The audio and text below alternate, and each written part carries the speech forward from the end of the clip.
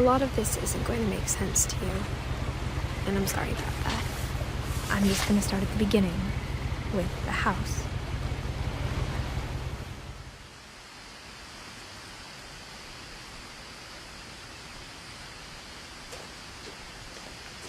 My brother Milton disappeared when I was 4. It was like the house just swallowed him up.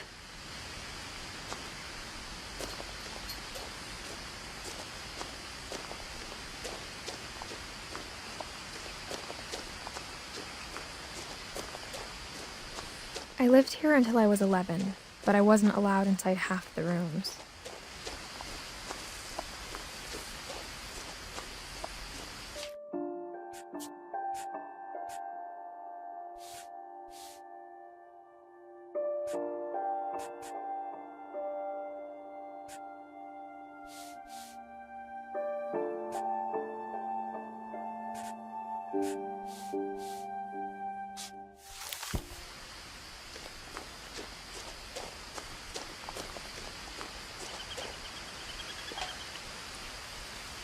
Inside the mailbox were bills from 7 years ago, marked urgent, open immediately.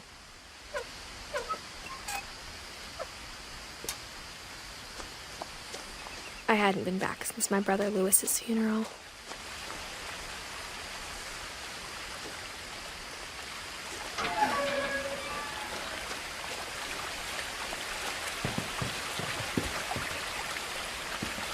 In her will, my mother left me a key, but didn't tell me what it unlocked.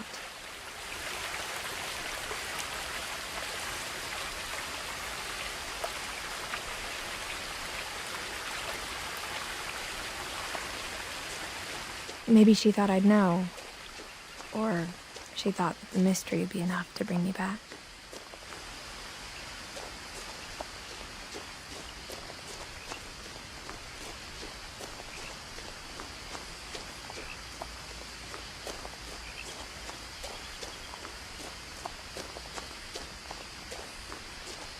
No one had driven this way in a long time, but I saw a few hoof prints.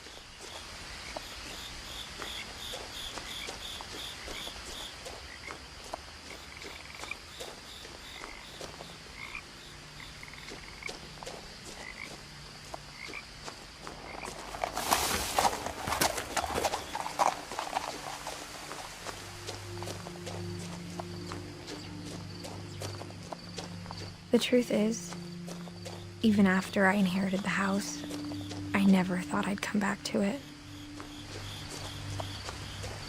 But now I had questions about my family that only the house knew the answers to.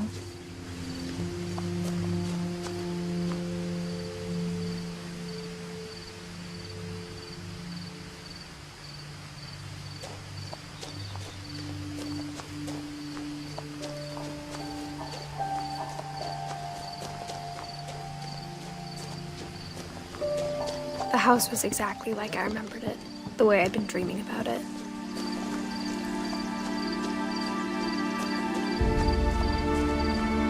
As a child, the house made me uncomfortable in a way I couldn't put into words.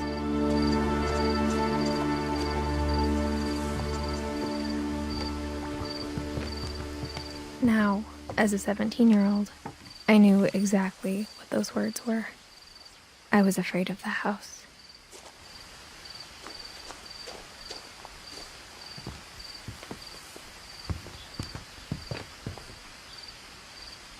I hoped the key might unlock the front door. It didn't.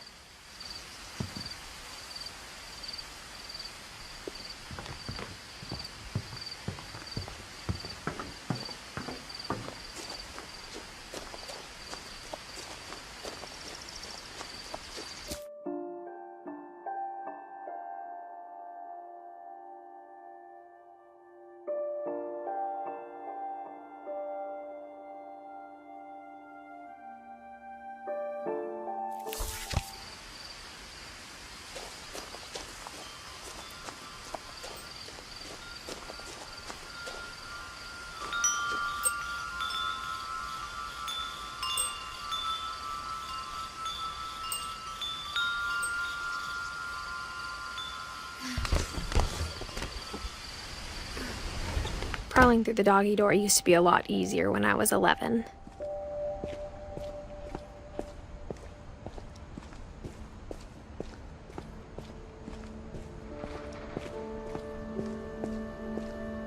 The power had been turned off the night we left. For the first time in years, I felt like I was home.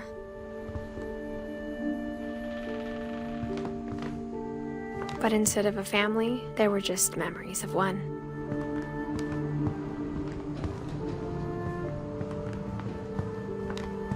Nothing in the house looked abnormal.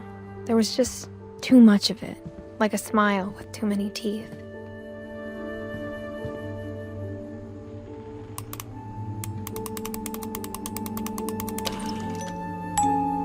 Great-Grandpa Sven built a music box for Barbara, along with the rest of the house.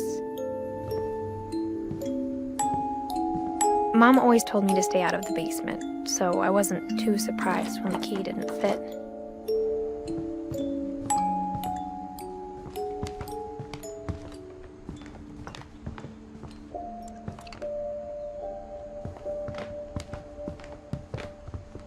The table was still a wreck from the night we left. It was like a bomb had gone off, killing everyone but sparing the furniture.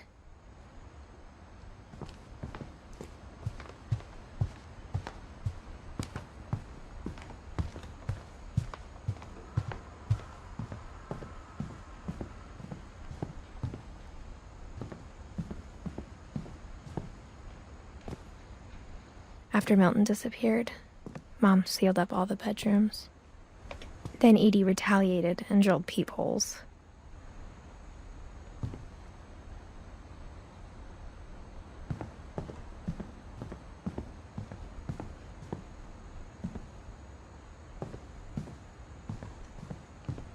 I spent a lot of time playing in Great Uncle Walter's room. I think my mom sometimes regretted not sealing it up.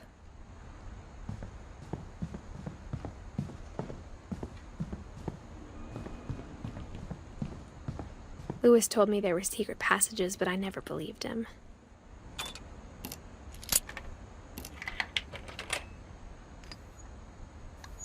Turns out, my mom was really good at keeping secrets.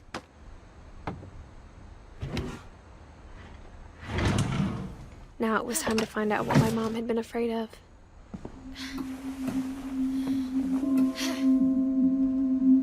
Reading this, maybe it sounds like I had a plan. But I had no idea what was behind that door.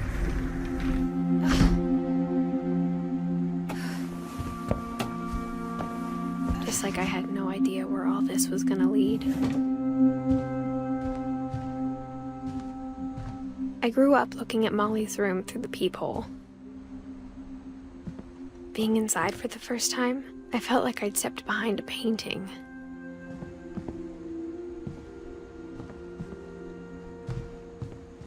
I got the sense Edie had spent a lot of time here, before my mom sealed the doors. December 13th, 1947. Dear Diary, I'll be gone soon, but I wanted to tell somebody about what's gonna happen.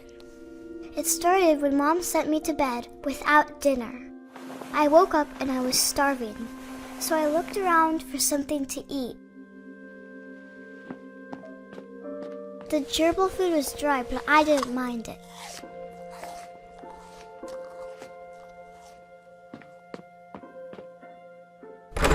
Mom, can I come out now? Sweetheart, it's late. Go to sleep.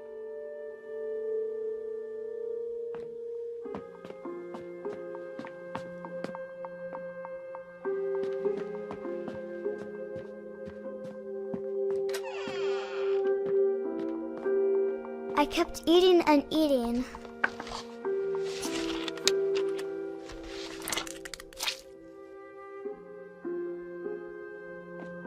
I ate a lot of things that night.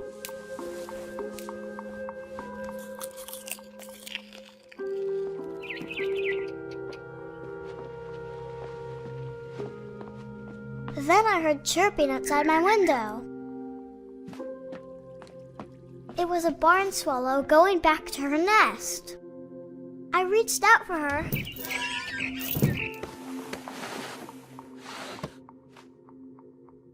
And suddenly, I was a cat.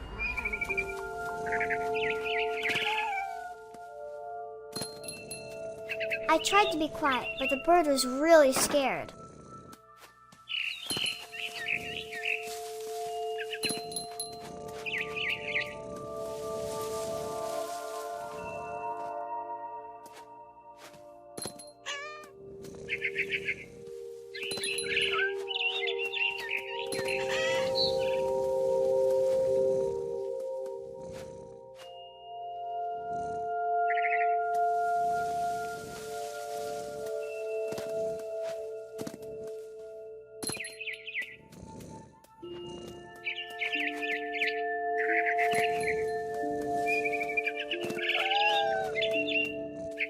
I jumped and I almost got her.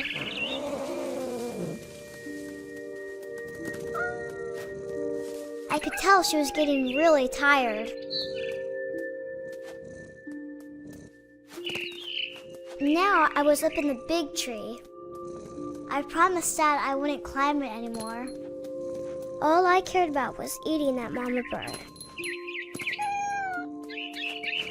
I gobbled her up. And suddenly, I was an owl. First, all I heard was the wind. Then I heard little teeth nibbling in the grass.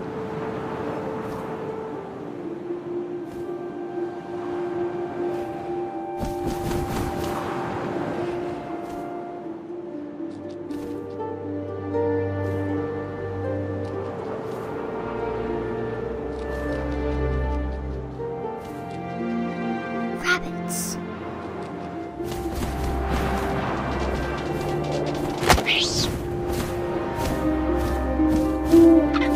I imagined his face looking up and seeing mine through my talons.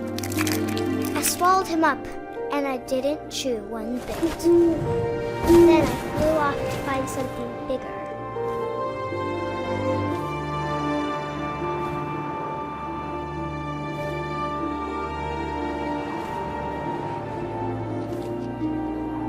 A mama rabbit.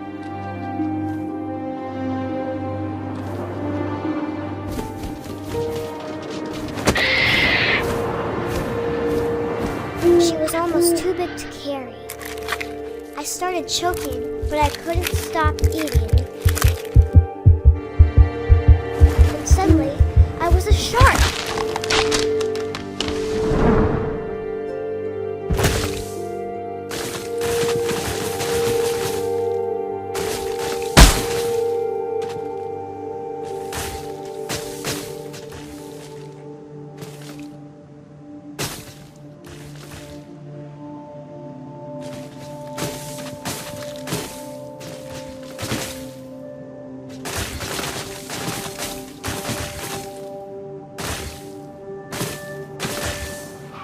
I rolled off a cliff and into the ocean. Now, I was hungrier than ever.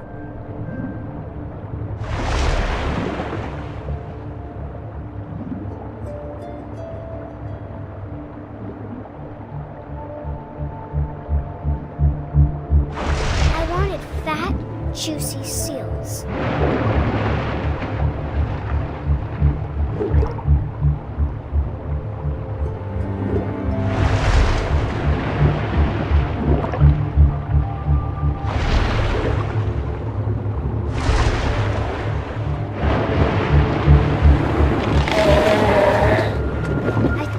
Her flipper, and it tasted really good.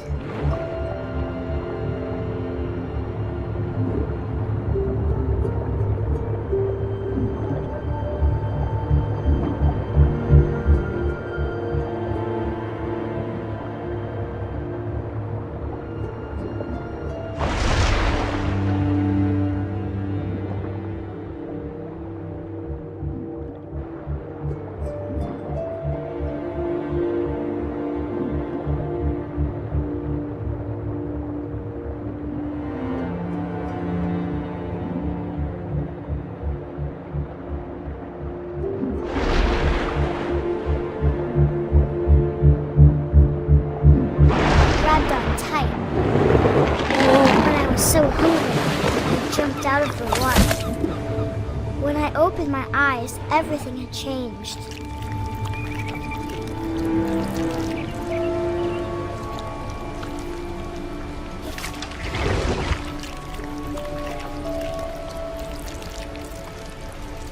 Now I was a monster, and I smelled people everywhere.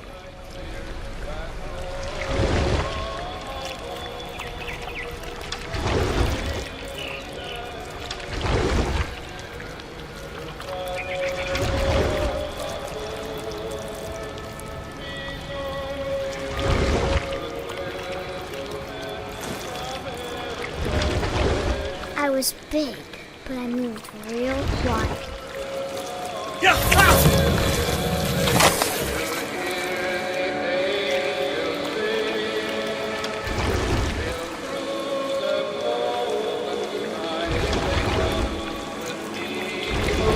I wanted to stop, but also I didn't.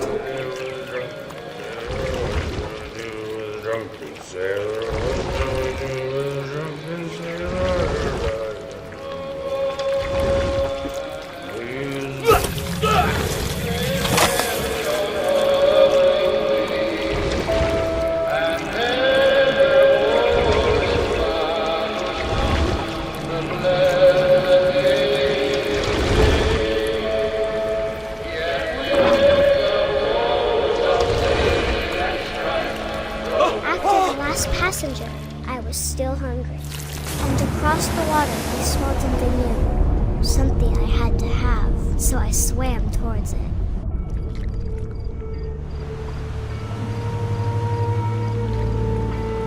I slithered onto the sand, and the good smell went into an old pipe.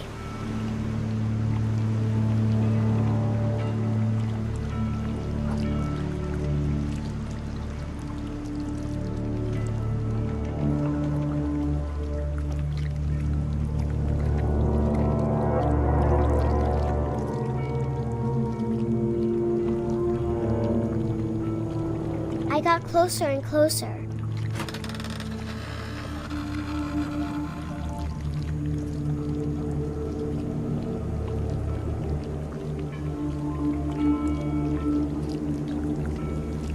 All my stomach started growling. And suddenly, I was me again. I held my breath for a long time, but I couldn't hear anything.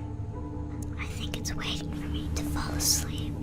But it's not going to wait much longer. It needs to feed, and we both know I will be delicious.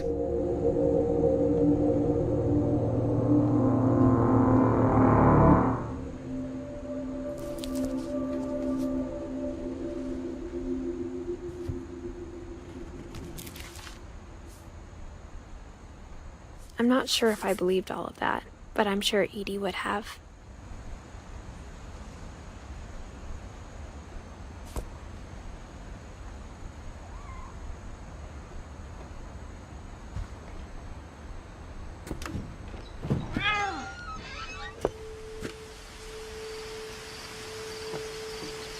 This will be obvious later, but my mom never told me any of these stories. Edie would have, but Mom didn't like bringing up the past. Though, when we adopted a stray kitten, she was the one who named it Molly. I spent a lot of time in Great-Grandma Edie's room. We got along, and it was a good place to hide from my mom.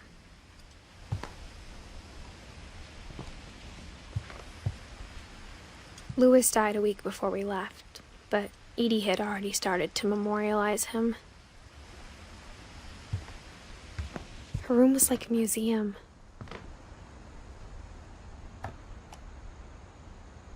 For 500 years, the Finches have been famous throughout Norway for their fortune and misfortune.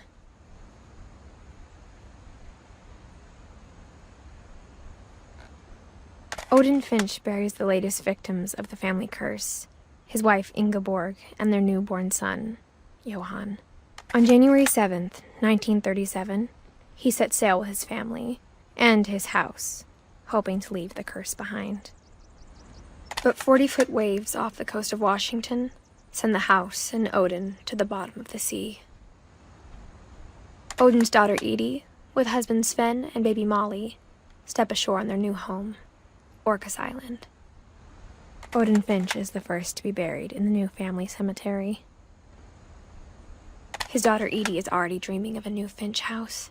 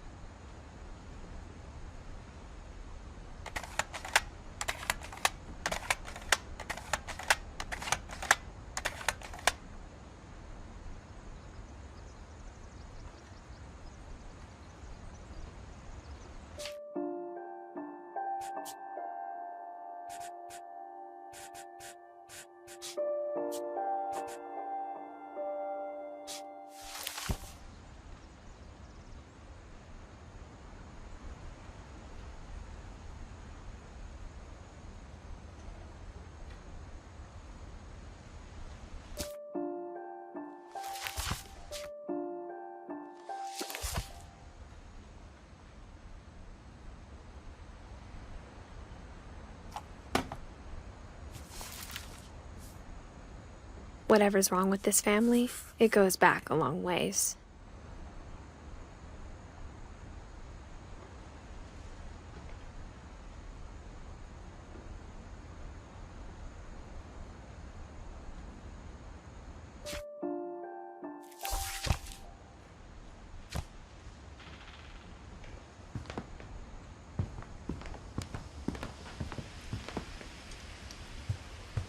When Edie told people Sven was killed by a dragon, she could also have said he was building a dragon-shaped slide that collapsed. She could have, but she didn't. Even in her 90s, sometimes Edie seemed a lot younger than my mother.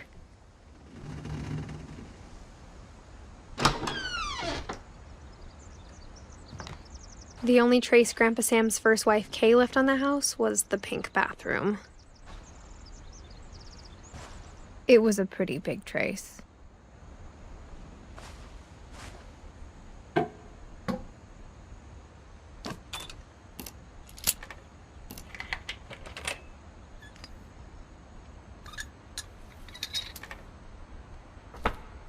There's a secret in this bathroom. It's in the last place you would look. It isn't in the cupboard. It's hidden in this book.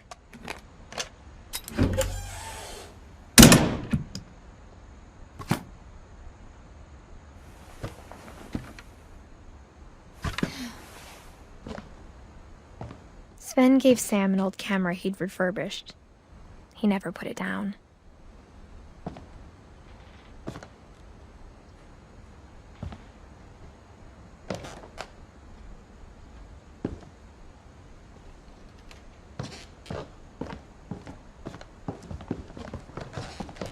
From the paintings on the wall, it was clear my brother Milton had been here before me.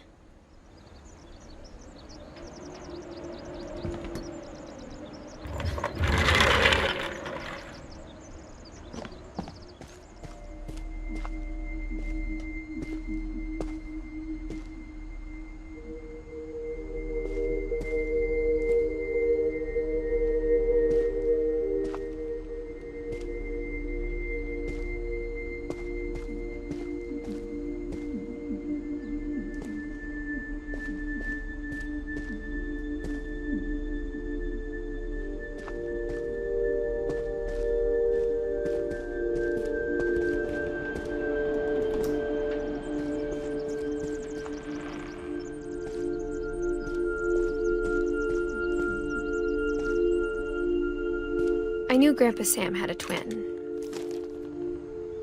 and that he never talked about him. I guess my grandpa didn't like history any more than my mom did.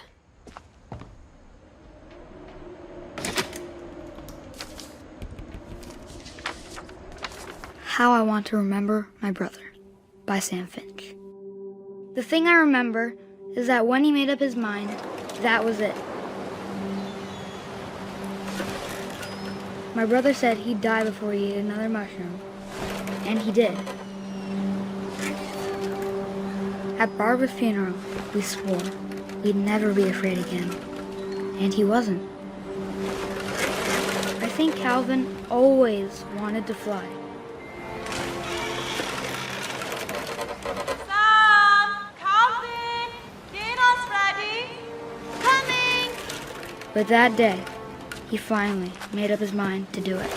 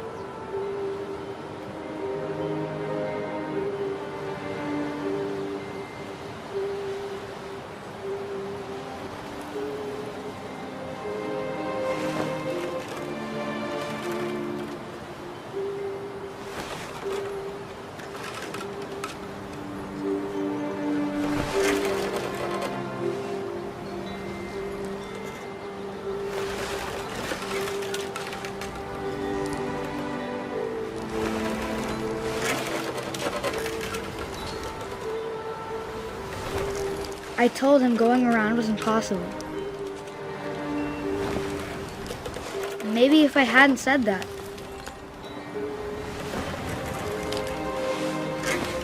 Calvin! I'm not gonna tell you again! Maybe if the wind hadn't picked up. Then maybe he'd still be here. But I doubt it. I think he'd already made up his mind. That's what I want to remember about my brother.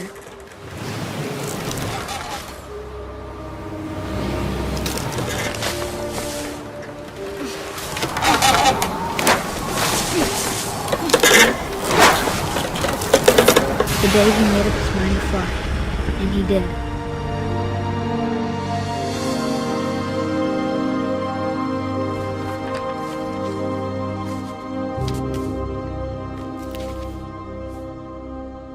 Calvin's story felt strangely familiar. When I was younger, I remember trying to do the exact same thing.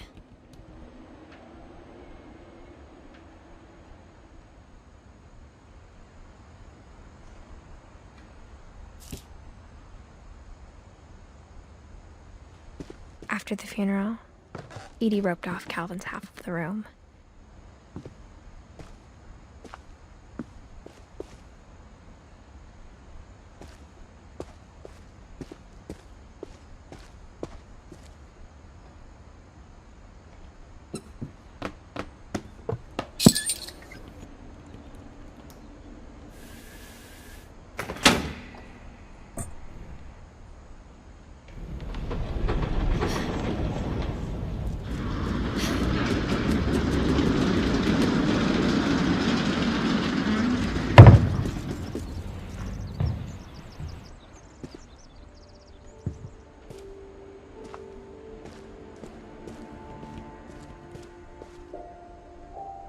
Mom said Grandpa Sam enlisted at 18 and never set foot in the room again.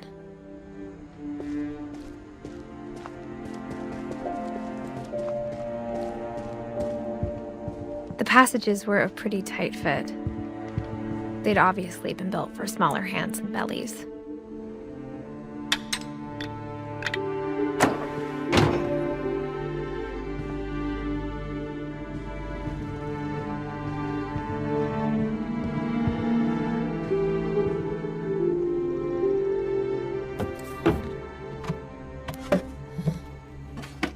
Growing up, I always thought of Barbara as a child star.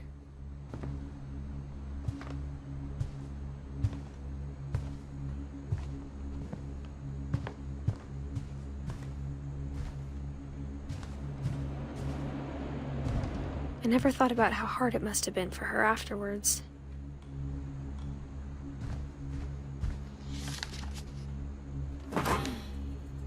Of all the stories people wrote about Barbara's death, I'm surprised Edie saved this one.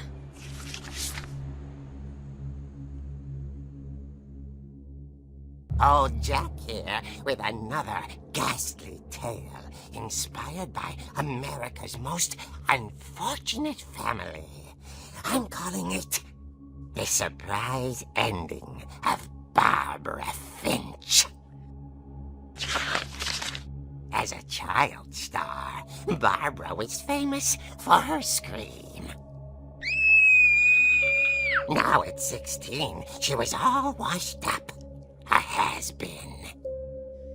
But in a lucky break, she'd been asked to perform her signature scream at a local convention for monster movie fans.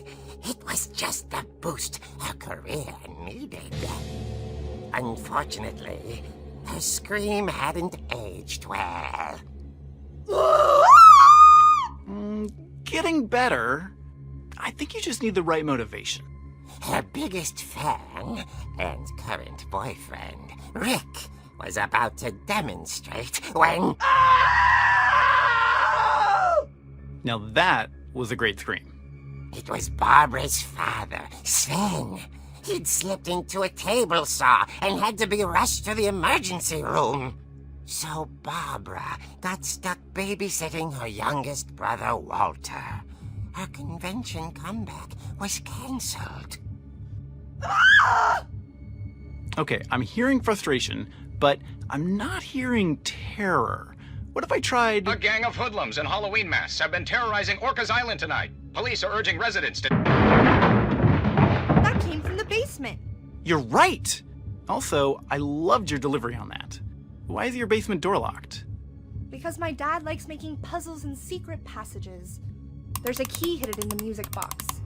The secret is to keep winding and winding until finally the key pops out. Thanks, babe. I'll be back in a sec. 20 minutes later, Rick hadn't returned. So Barbara went to look for him, right on cue. She reached for the music box. And as she wound the key, she listened for Rick, but the house was silent.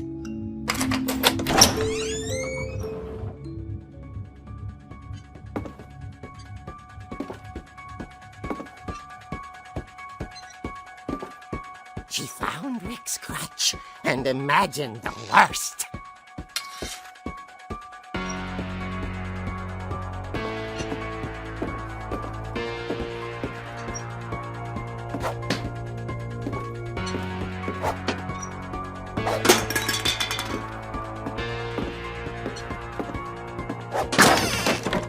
The gang's leader is the infamous Hookman killer, Dr. Carl Hamill, who impaled and then ate his family 10 years ago tonight.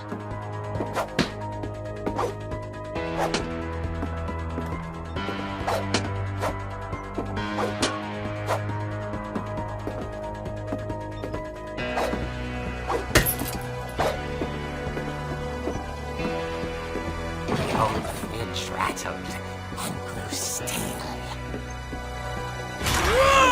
Oh dear! Oh! Rick? Barb, relax. I was just trying to scare you to help you find your scream. Well, I'm not scared, Rick. I'm furious. Then act furious. All I'm getting from you now is that you're hurt and confused and She threw him out, but she kept a little something to remember him by. Barb, have you seen my other crutch? And she was still holding it when she fell asleep watching the late picture show. Hours later... Barbara! Walter, what's going on up there? Ah! Okay, I'm coming up, but if this is a trick, you're dead, Walter.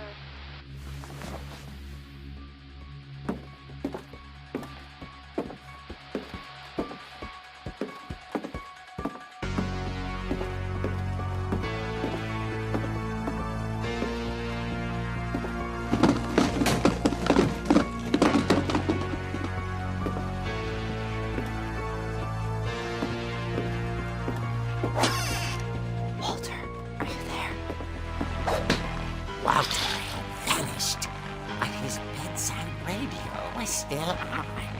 Orcas Island police describe the man as 6 feet tall, with a steel hook for a hand. Residents are urged to lock all doors and windows and notify the police of any suspicious activity. Barbara turned, saw the hook man, and was speechless. He was quite smashing.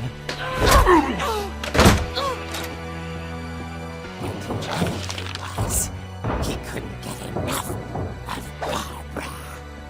Okay, Barbara, there's gotta be another way out of here. That night, she played her part beautifully.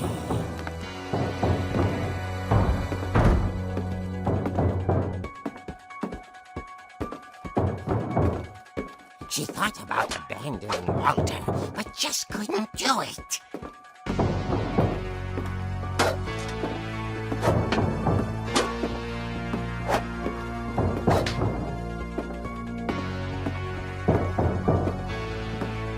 Molly's door hadn't been opened in years. The hinges groaned.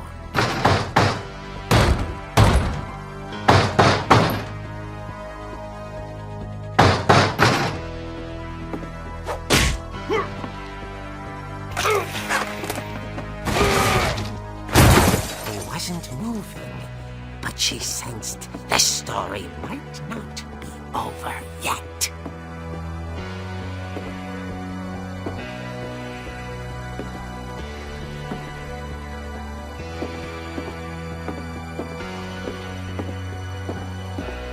The hookman had vanished. She listened for his breathing, but all she heard was...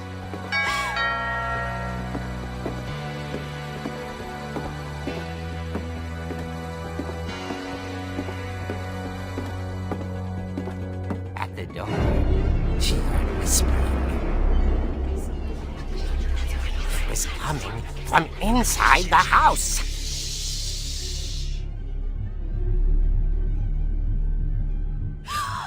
Oh dear. The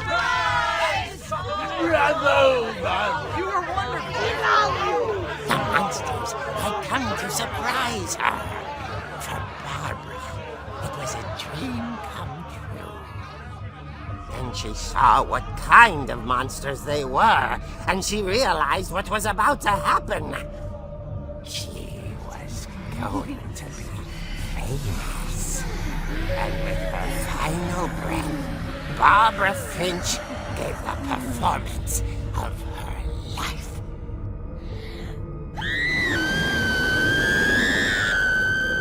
I wasn't there myself, but I hear Barbara was magnificent. Poor girl. She had a taste for stardom. But unfortunately, so did her fans. Of course, the police blamed it all on poor Rick, who disappeared the same night. And little Walter? Hiding under his bed the whole time. He took it all pretty hard, but that's another story. As for Barbara, tucked locked inside the music box is all they ever found of her. Her ear. Now that's what I call a real eerie tale.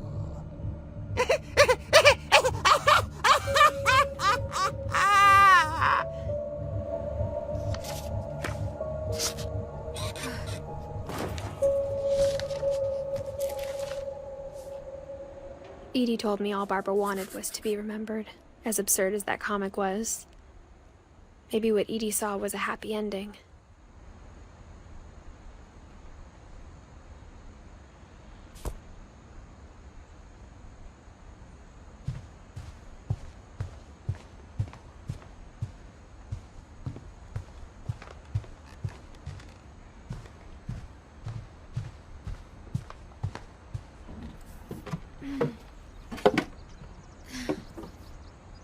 I guess now I know why Mom didn't like me playing with the music box.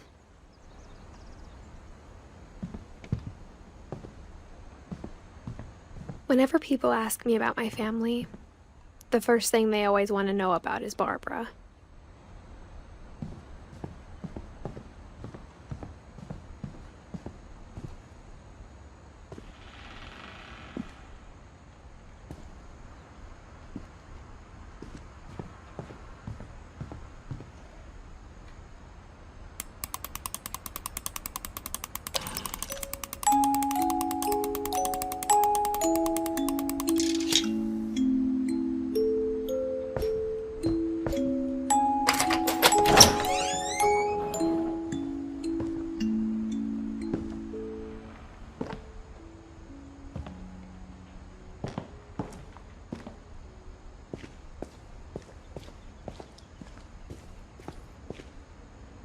Mom said the basement was off limits, unless I wanted another tetanus shot. I saw Edie sneak down to the basement once, carrying packages. I thought maybe she was hiding presents. It turned out she was hiding a lot more than that.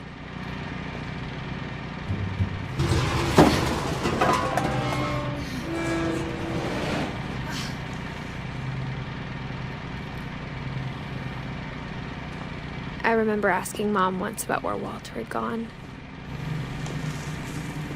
She said after Barbara died, he got as far away as he could. If there's a pattern in all these stories, I think it's that none of us has gotten very far.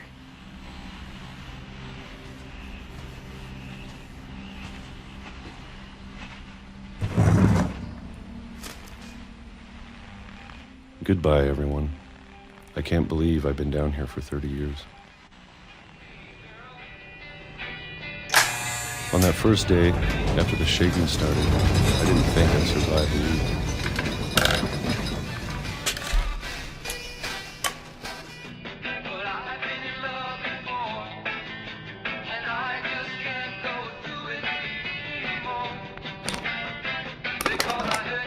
But after a few days, I settled into a routine. That's what kept me sane. Having a schedule, living for today. I always expected to be dead tomorrow. But if you wait long enough, you get used to anything.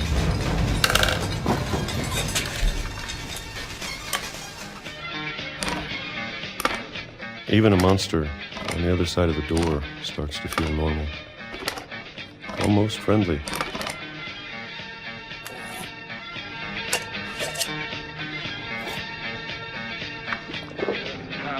And then one day, everything just stopped. Whatever that thing was, it was gone. Maybe it got tired of waiting. Or maybe I just got tired of being afraid.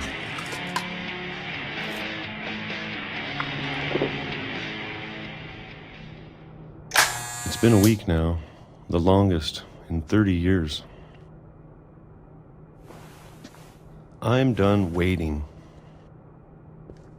I have to leave. Well, I still can.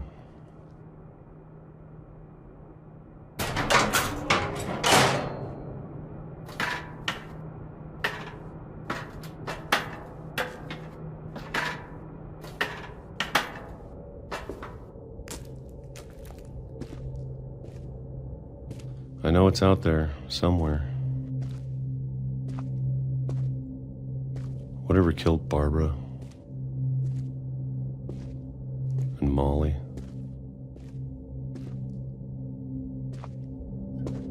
and Calvin.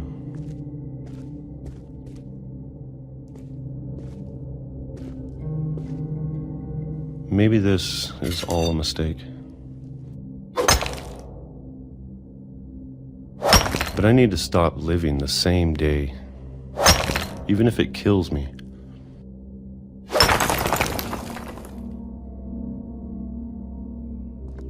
Whatever's out there, I want you to know I'm ready for it.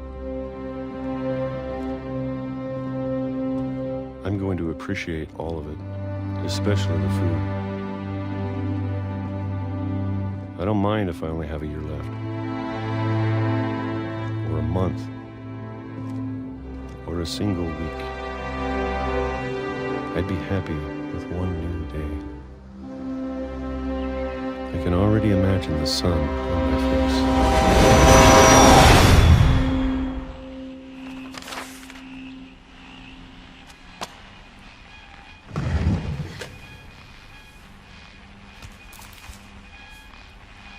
Walter died when I was 6.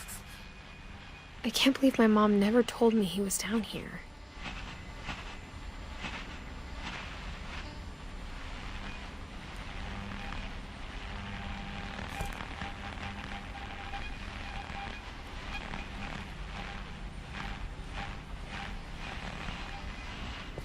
I'm sure my mom was trying to protect me.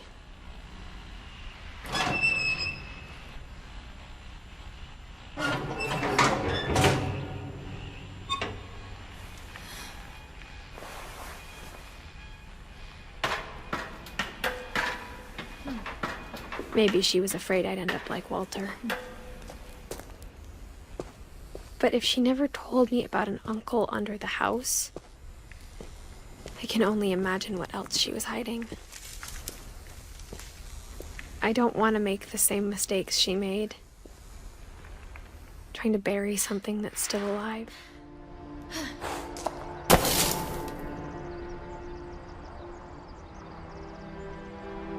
Now that there's only one of us left, or maybe 2,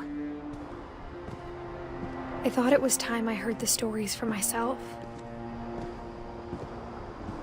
and found out what happened to everyone else.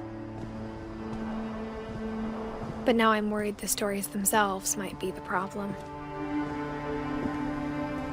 Maybe we believed so much in a family curse, we made it real.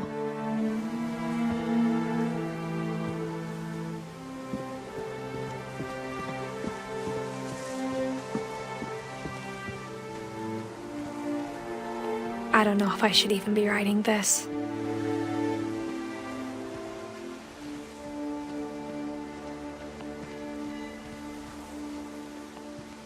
Maybe it'd be better if all this just died with me.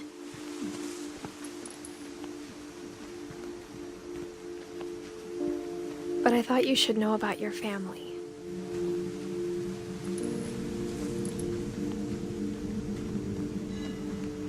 And the history you're a part of.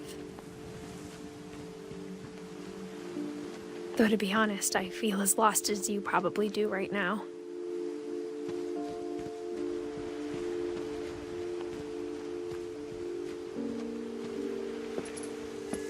I think the people in these stories believed them, for what that's worth.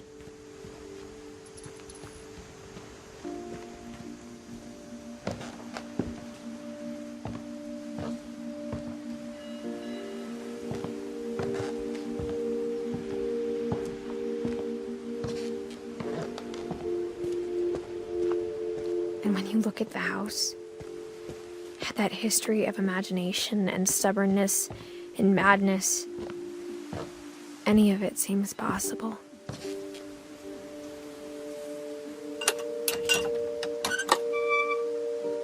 I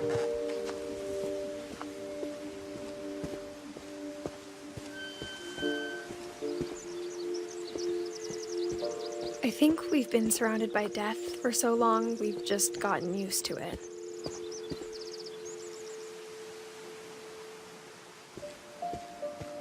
What kind of family finishes building a cemetery before starting the house?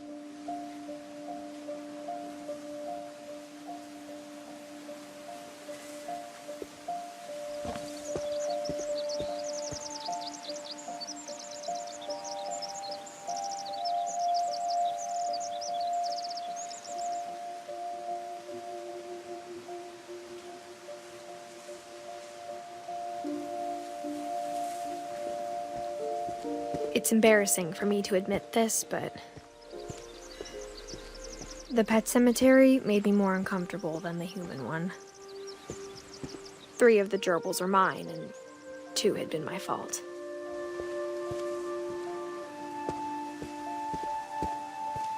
Sven built the house, but it was Edie who designed the cemetery.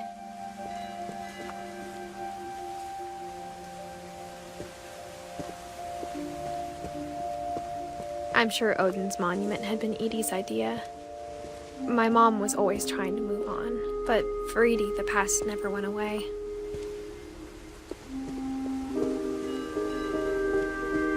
She could see it poking out of the water at low tide.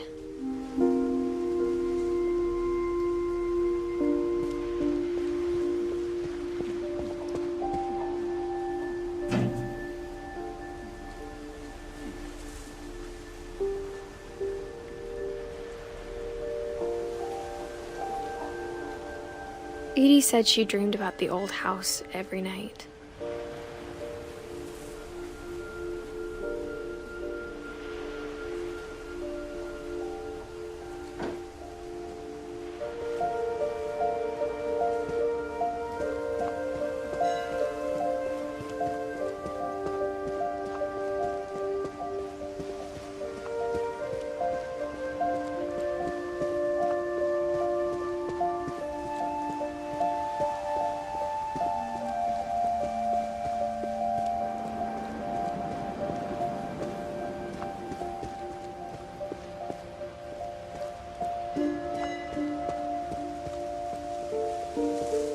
Edie's side was always easier for me to understand. But the older I get, the more I can see where my mom was coming from. She lost 2 of her brothers, just like I did. I get why she tried so hard to protect us.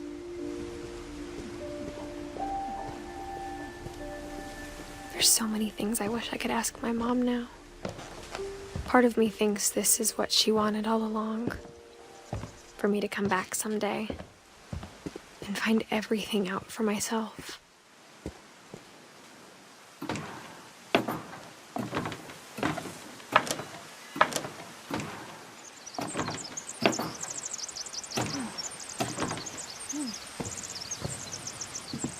But looking back on it now,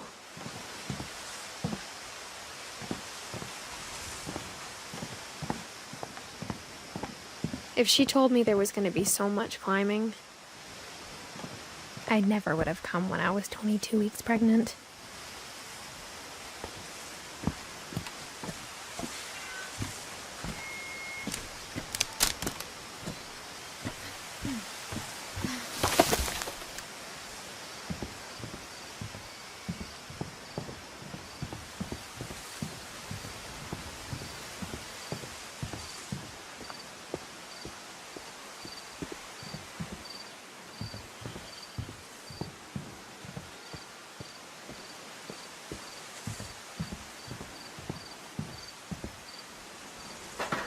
I never met Grandpa Sam, but I think he and my mom had a lot in common.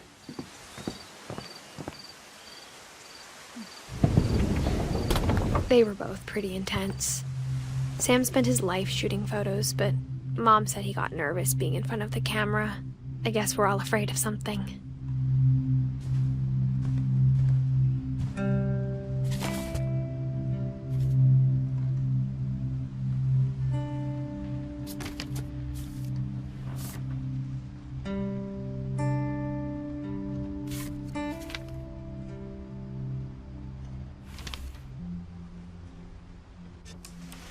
Dawn, I promise, you'll never forget this weekend. Yes, sir.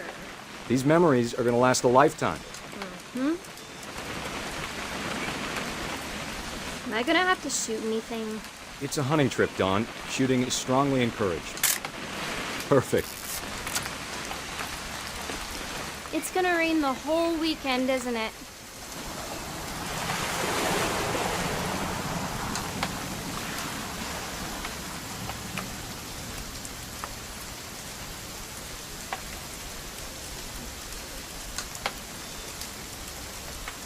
Please just take the damn picture. Hey, language. Did you want to get a picture of me or what? I will never forget this weekend, Dad. That's the spirit. Okay, got it. I'm gonna take some pictures, okay? Just be careful. The camera's older than you are.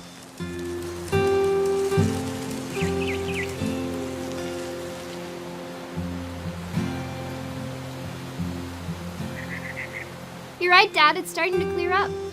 Still freezing, though.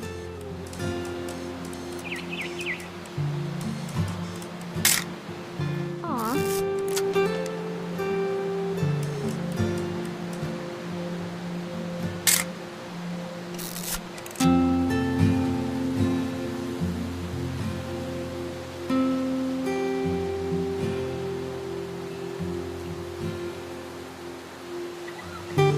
Definitely should not have drunk all that coffee. Hey! That's a keeper. Hold still while I take a picture of you. I'm just saying, I'm not always gonna be here, Don. You'll need to remember this stuff, if you want to survive. I'll be fine, Dad. You know who else thought he was gonna be fine? Some guy who died. Don, I'm being serious. I know, Dad. You're always serious. Doesn't being out here make you want to chill out? Well, to tell you the truth, I haven't been out here in 20 years. Don, don't you think you could find something more interesting to photograph? Last time I was with my brother Calvin. Man, that was a great trip. Your grandpa Sven taught us how to fish, how to build a fire. We found an old logging trail. There were deer everywhere. I bet if I could remember where that trail was, we'd spot a buck for you in no time. Give me a minute to check the map.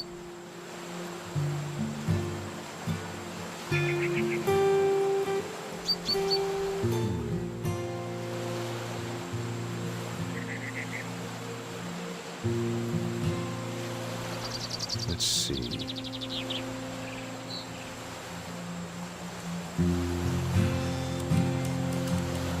Maybe.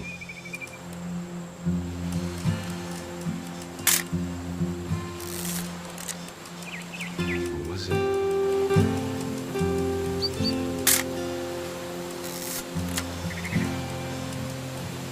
Could have been.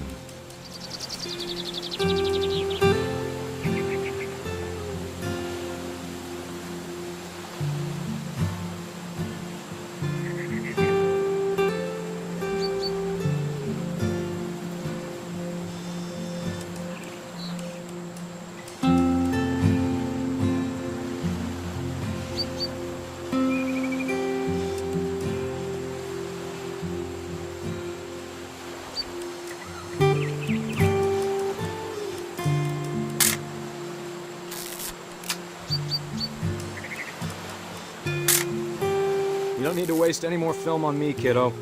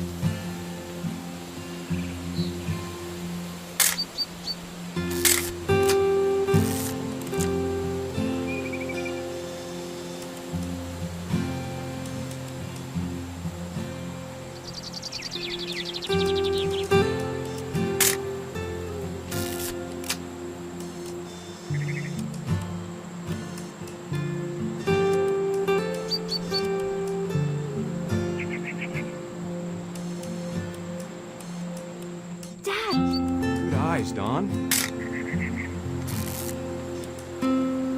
Before you take the shot, let me get a picture of you.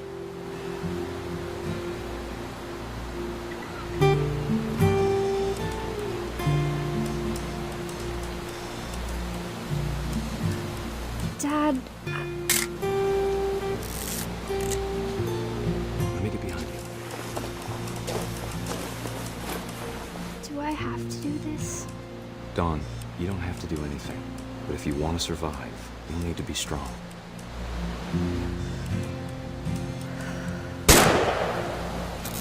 Great shot, Don!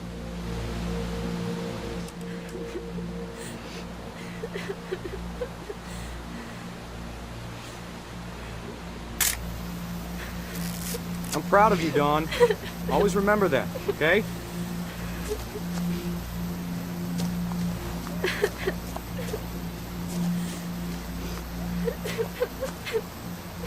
Sorry, Don. Just gotta reset the timer.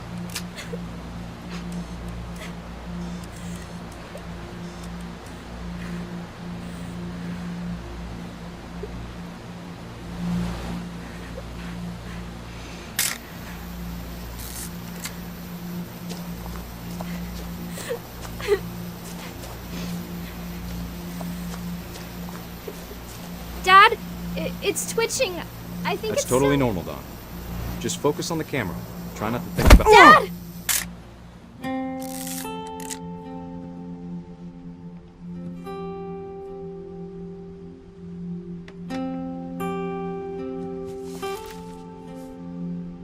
Of all these stories, that's the one I wish most that my mom had told me.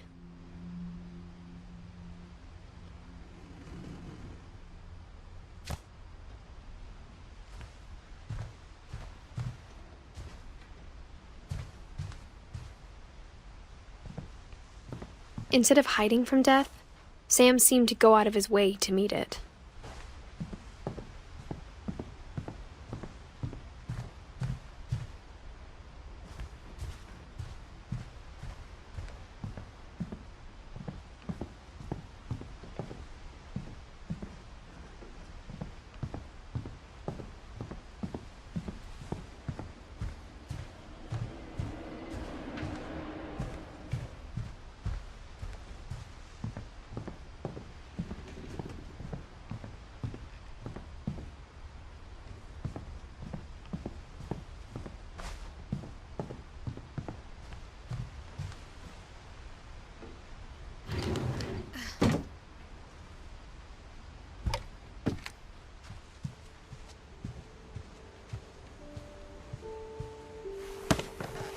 After Sam died, my mom and Edie got really close. They'd both lost a lot.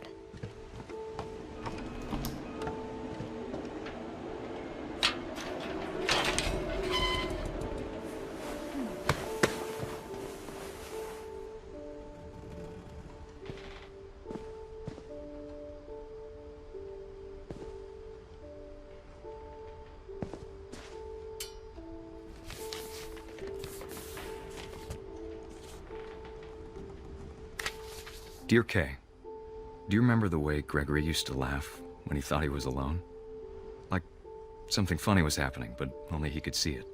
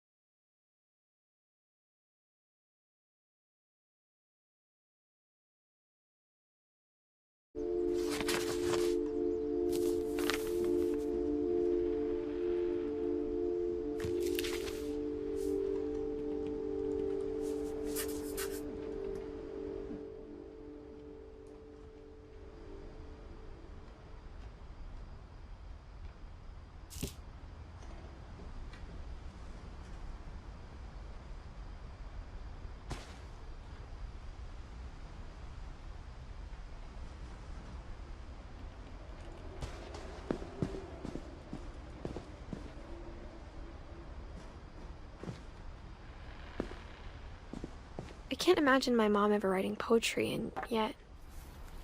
A poem for Gus, who always said the wedding was a bad idea.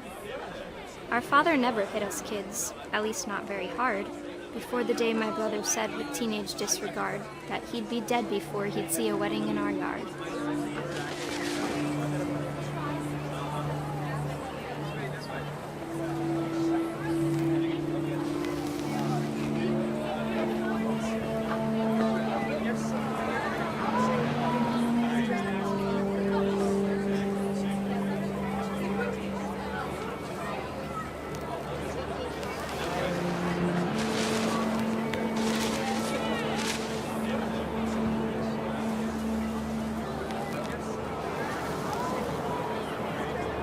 My father made him come, of course, but Gus stood far apart, just flew his kite and bottled up the storm inside his heart.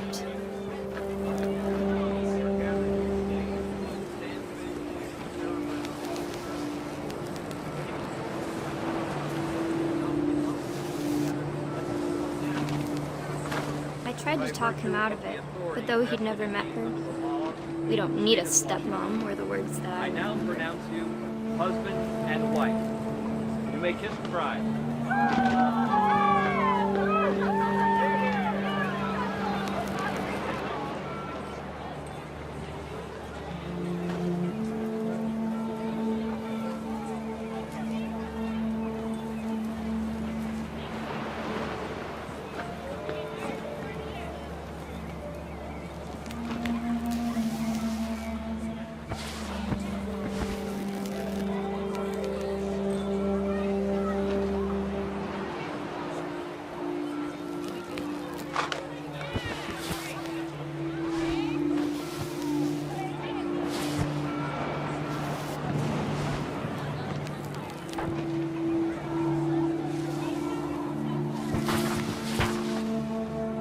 When the time for photos came, Dad ordered him to come here.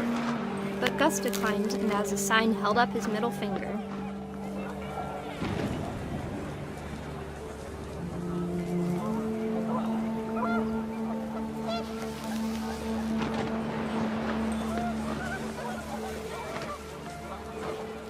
The wind picked up and panicked geese appeared and quickly went. But all the humans did that day was go inside the tent.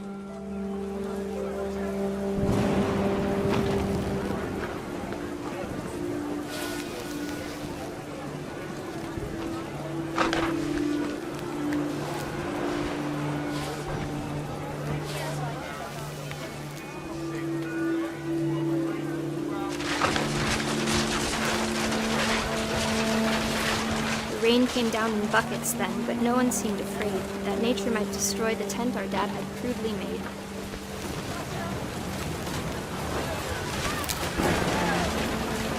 The thunder sounded much too close and full of angry power. But all my father said to this was, "Make the music louder."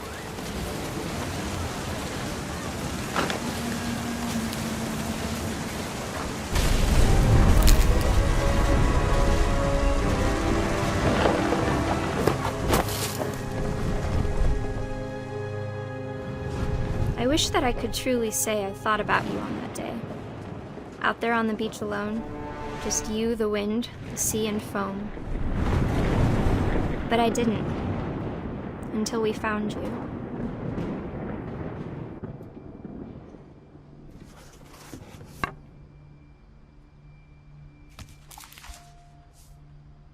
She never talked about him, but Mom told me once if I was a boy, they were going to name me Gus.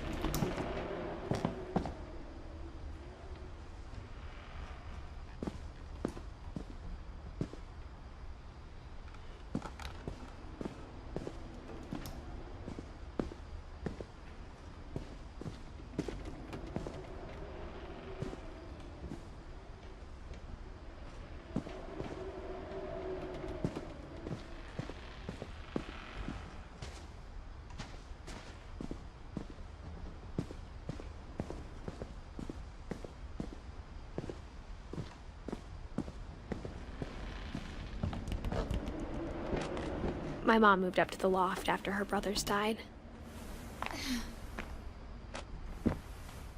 At the time, it was as far away as she could get.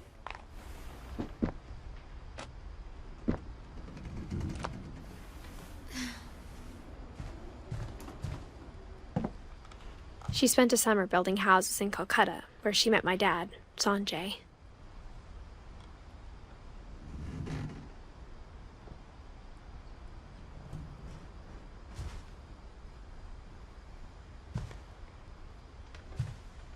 Religion was another thing my mom never talked about, but I think it helped her a lot after her dad died.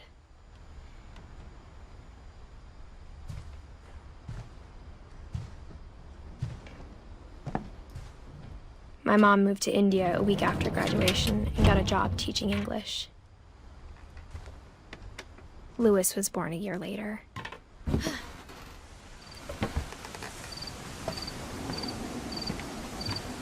When my dad died, I don't think Mom knew where else to go. I'm sure Edie was happy to have her back.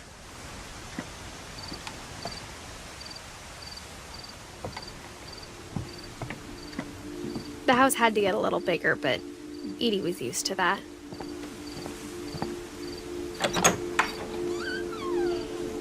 And for a while, things were good. Almost normal, but it didn't last.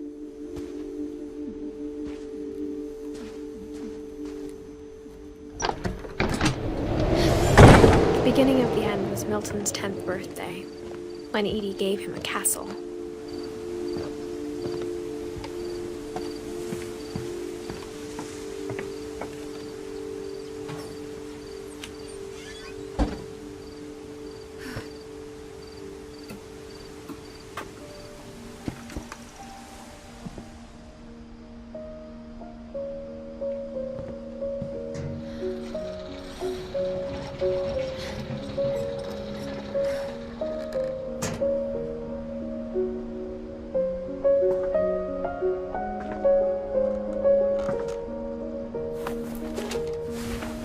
Milton Finch in The Magic Paintbrush.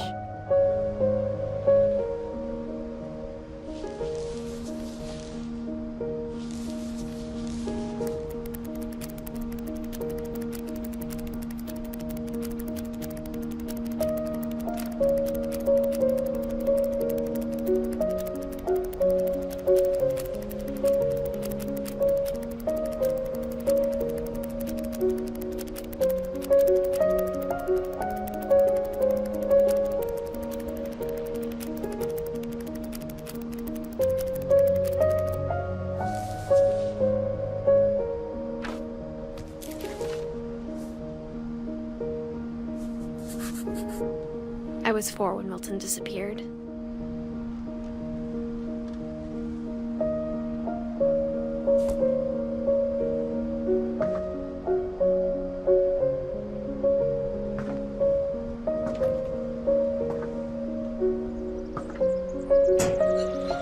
Mom spent months searching for my brother. Then she sealed the doors.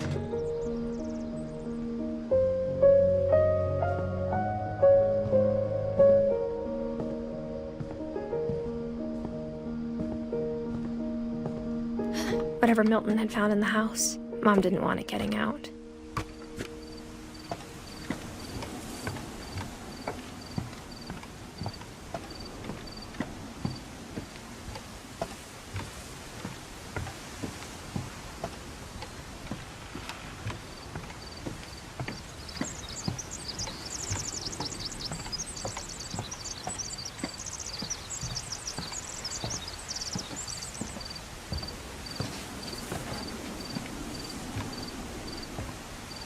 Mom definitely blamed Edie, but I think Louis blamed himself. After he graduated, he just spent more and more time in his room, until Mom got him a job at the cannery.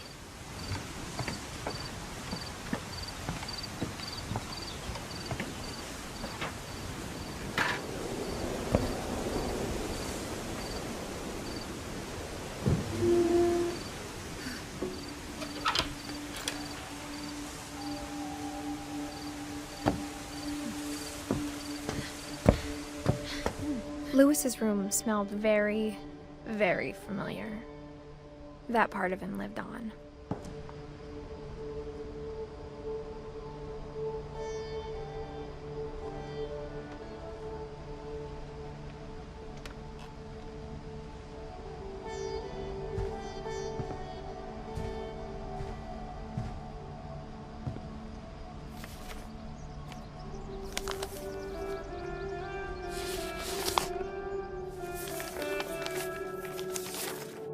Dear Mrs. Finch, as Lewis's psychiatrist, I can understand your desire for an explanation.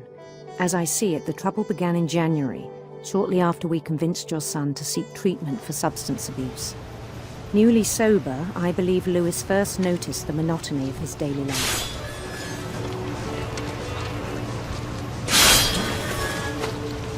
He kept working at the cannery.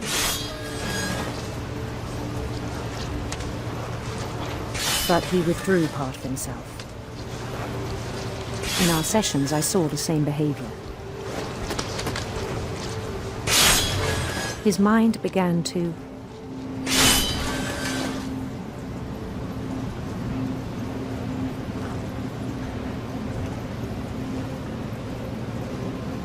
wander. I asked him to describe it. He said he started small, imagining a labyrinth. He'd feel his way about. Then something moved. Bats. And toads.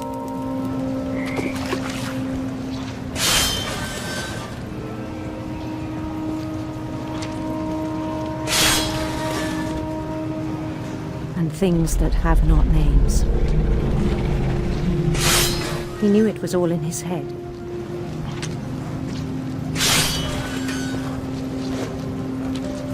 But he took it very seriously. I had hoped he'd find himself.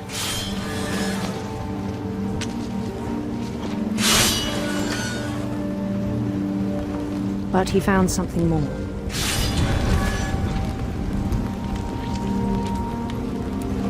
I worried about him then, daydreaming at the cannery. I spoke with his boss, but he said Lewis had become a model employee. Methodical, tireless, focused. Like a whole new Lewis.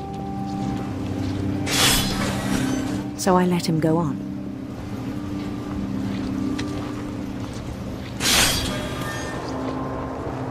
I even encouraged him. It seemed very promising at first. He told me he'd made a new friend.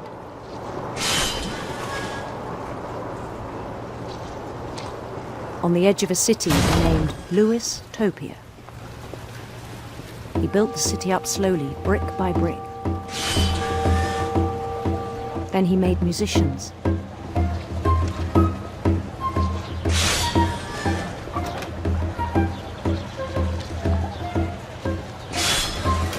And songs for them to play.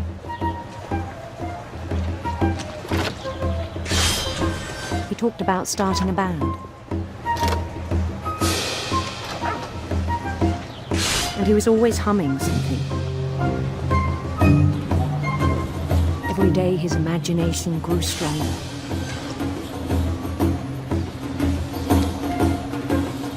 He no longer spoke at the cannery. But his chopping was as reliable as ever. Then one day it struck him that all the cheering crowds, even the stones under his feet, were all in his imagination, so he could do whatever he wished.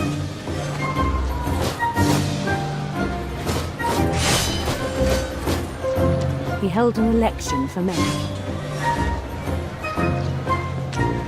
and he won.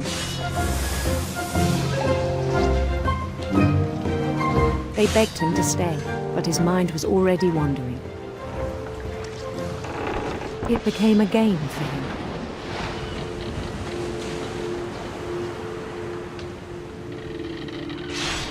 He'd conquer a city, then immediately push on.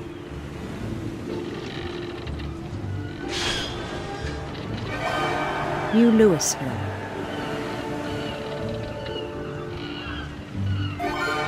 St. Louis. He started drifting away from our reality.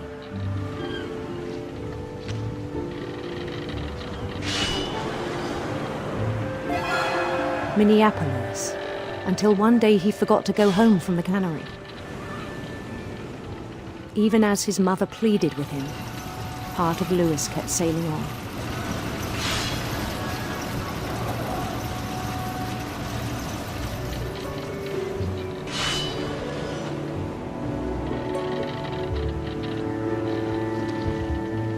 In Louisburg, he heard rumors of a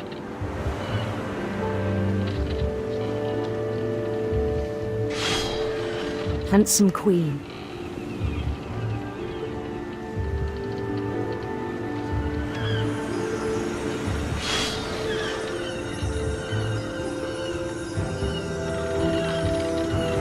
The queen was on her own quest for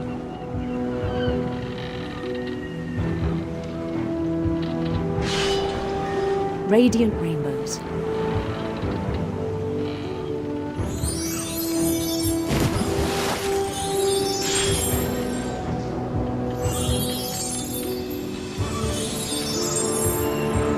He followed the sound of her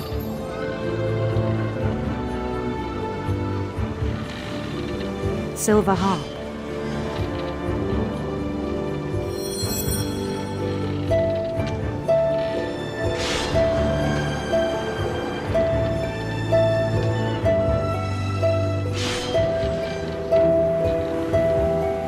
His chase led him to a golden palace east of the sun and west of the moon. Even then, his logic remained sound. He knew the world was all in his imagination.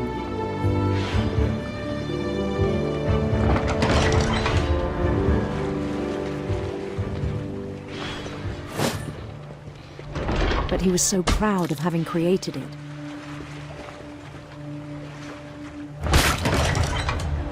In his own eyes, he'd become something greater than a king.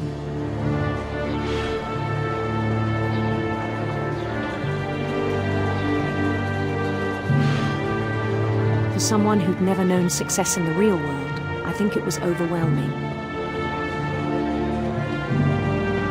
And then it struck him that the real Louis was not the one chopping salmon, but the one climbing the steps of a golden palace.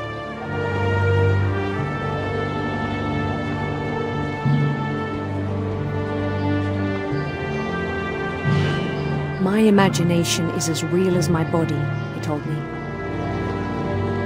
It was hard to argue with him.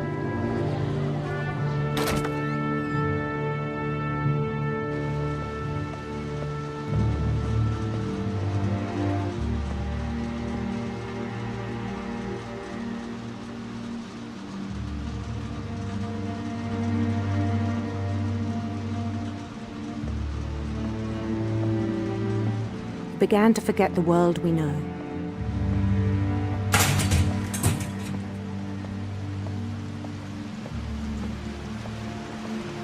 I think it pained him to remember Louis, the cannery worker.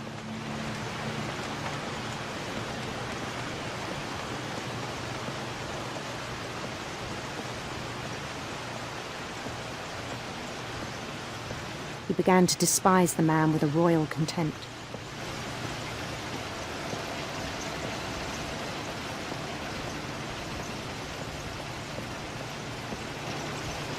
I still thought I could save him. Even after he said he was being crowned king over all the lands of wonder. The palace would be packed with his companions.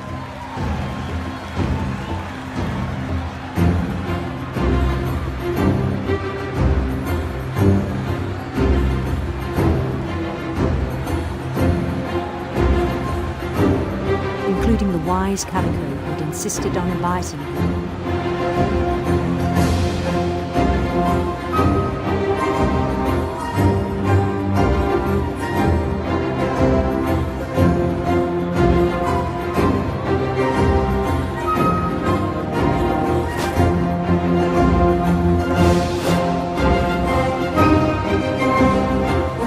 His queen waited, holding his crown.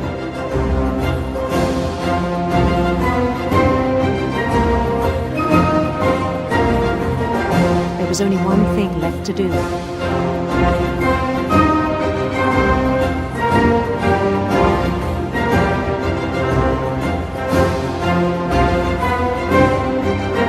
Bend down his head.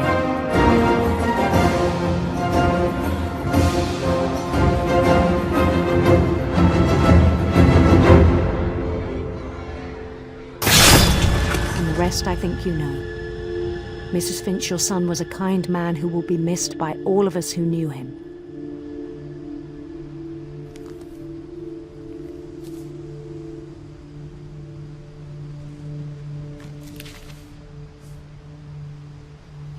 My brother was really cool. I wish you could have met him.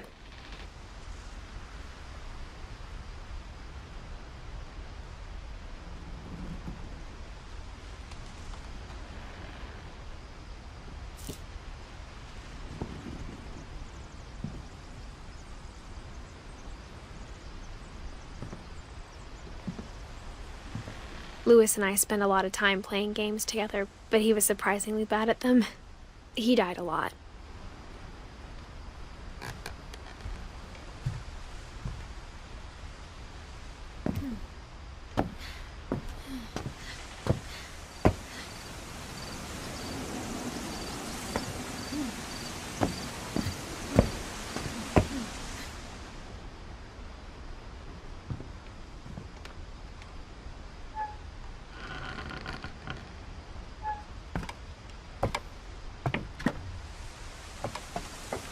On the way back from Louis's funeral, my mom told me to start packing. She waited until the day before we left to tell Edie.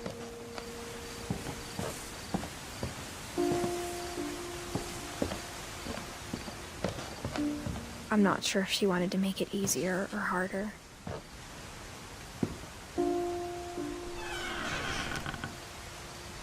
I wish we'd stayed.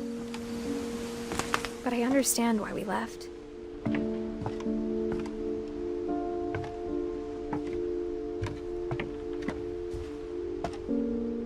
My mom ended up leaving everything behind.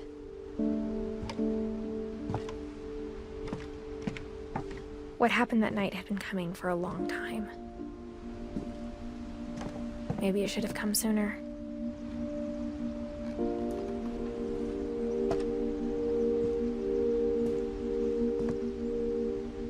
But it had to end one way or another. All that's left now is to tell you about that last night.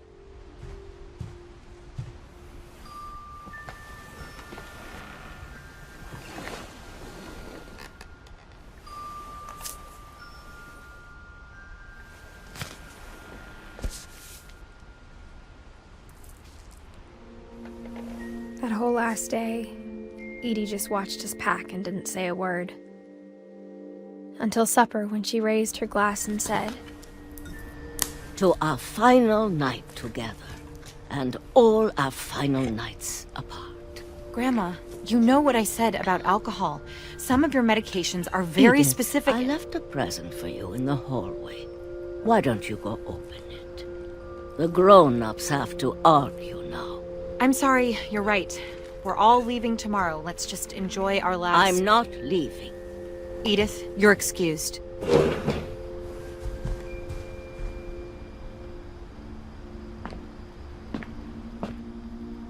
The power had been shut off that morning, but Edie always had plenty of candles.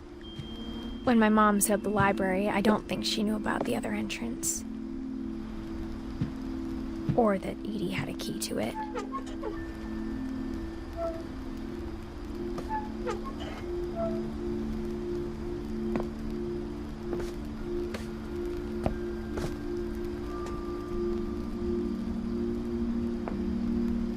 Thing afraid of isn't going to end when you leave the house. Edith has a right to know these stories. My children are dead because of your stories. I think it's best if Edith and I leave tonight. We'll have the nursing home send a van for you in the morning, okay?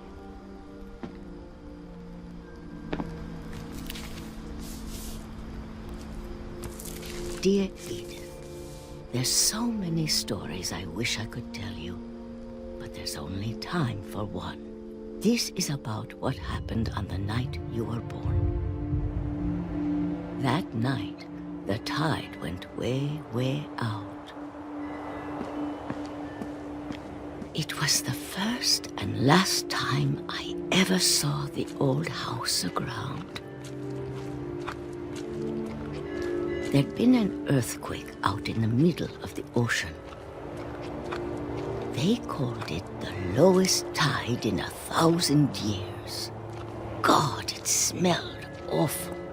You know, I've seen that house every day of my life.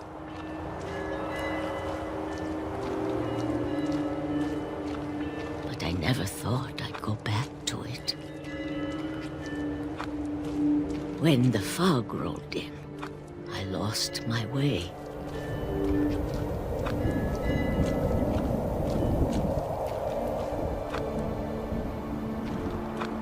I got turned around.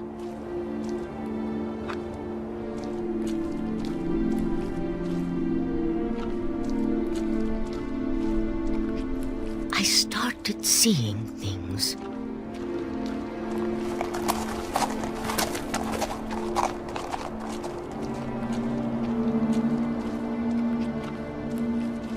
Things I'd forgotten had ever existed.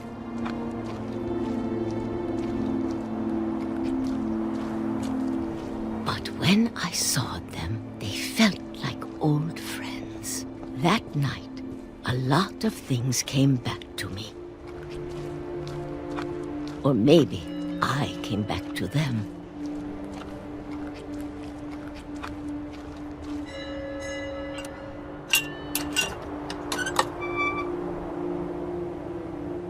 Things I can't explain, but that I need you to try and... Edith, what are you doing in here?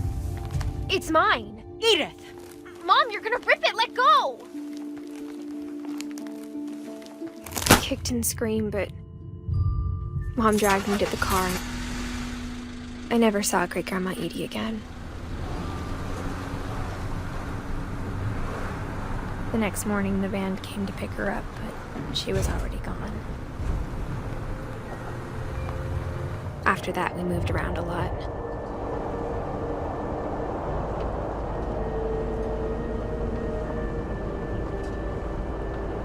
We both tried to make the best of it.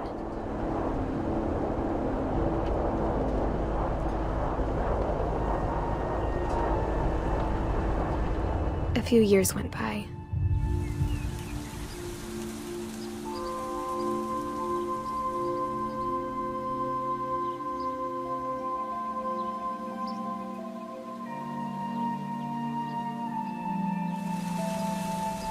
My mom didn't like to talk about it. But she started getting sick a lot. The rest happened pretty quickly.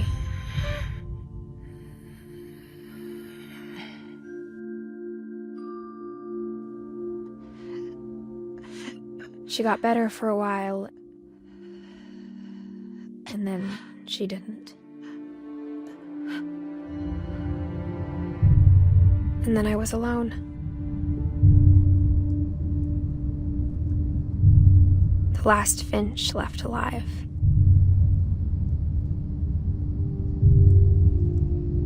Until I found out about you. I'm still not sure what to tell you about all this. If we lived forever, maybe we'd have time to understand things. But as it is, I think the best we can do is try to open our eyes. And appreciate how strange and brief all of this is.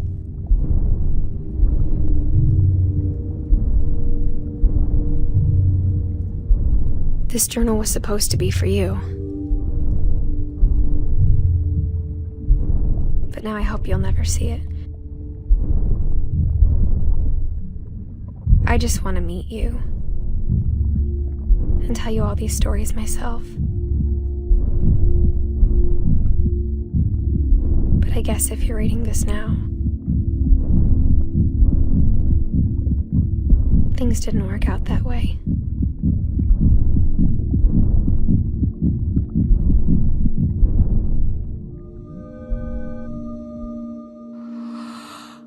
This is where your story begins.